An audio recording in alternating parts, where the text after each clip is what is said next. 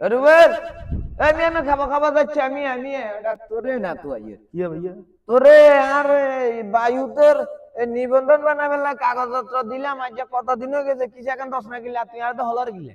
আপনারা কইছি না হ্যাঁ বাচ্চার নিবন্ধন হ্যাঁ 48 দিনের মধ্যে করতে হইব। 48 দিনের মধ্যে যদি বাচ্চা নিবন্ধন করেন হ্যাঁ তাহলে সরকারি সুযোগ সুবিধা আছে, সরকারে কোনো টেয়া নেয় না।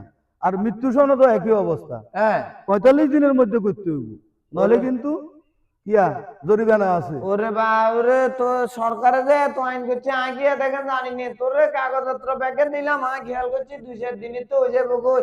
আজ 10-12 দিন আয় তোরে তো আয়ও হয় না স্যার, কি সমস্যা আর একটা ভাঙ্গি গো।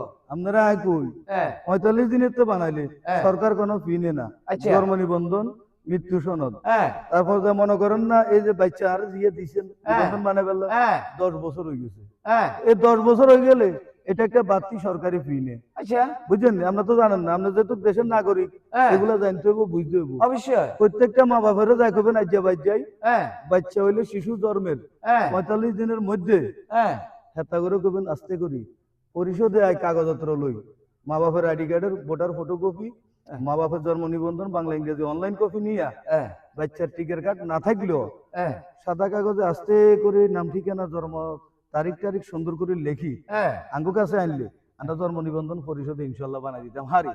ও আচ্ছা, তাহলে মানে বাচ্চা জন্মের পরে 48 দিনের ভিতরে যদি কাগজপত্র ওকে করিয়ে তাহলে বাড়তি কোনো টেনশন লাগতো না। না না কোনো টিয়াই লিখতো না, এ হবে যায়, বুঝছেন ভাইয়া? ও আমরা জনগণের সেবা করতে হইলে হ্যাঁ সেবামূলক কিছু কথাবার্তা আমরা কইতে হইব। ও এটা আপনি বুঝেন না কেন? বুঝতে হইব, জানতে হইব বাংলাদেশের নাগরিক আচ্ছা হিসেবে। আচ্ছা, তাহলে বাচ্চা জন্মের পরে 45 দিনের ভিতরে নিবন্ধন বানা লাগবে। অবশ্যই বানাতে তাহলে হবে। নির্ধারিত সরকারের যে ফি আছে এই ফির ভিতরে কাজ সারালন যাবে। না না না না 45 দিনের ভিতরে বানাইলে কোনো ফি নেই।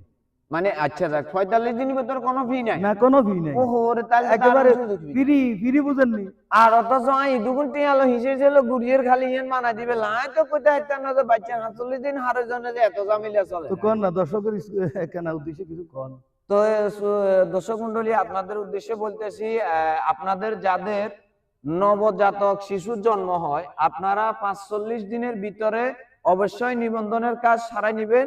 অন্যথায় যদি 45 দিন ওভার হয়ে যায় এক্ষেত্রে আপনাকে এক্সট্রা কিছু মুনাফা দিতে হবে। তো মুনাফা থেকে বাঁচতে হলে অবশ্যই 45 দিনের ভিতরে জন্ম নিবন্ধনটা বানিয়ে নেবেন, জন্ম নিবন্ধন। এবং কেউ যদি মারা যায় 45 দিনের ভিতরে মৃত্যু সনদটা সংগ্রহ করবেন, এতে করে জনগণ আপনার এবং সবার উপকার হবে। এ বলে আজকের মতো এখানে শেষ করছি। বুঝছেন তো? আসসালামু আলাইকুম। জি, বুঝছেন তো? অসংখ্য তো ধন্যবাদ। ঠিক আছে শরীফ ভাই, গুরুত্বপূর্ণ কথা বলার ঠিক আছে শরীফ ভাই।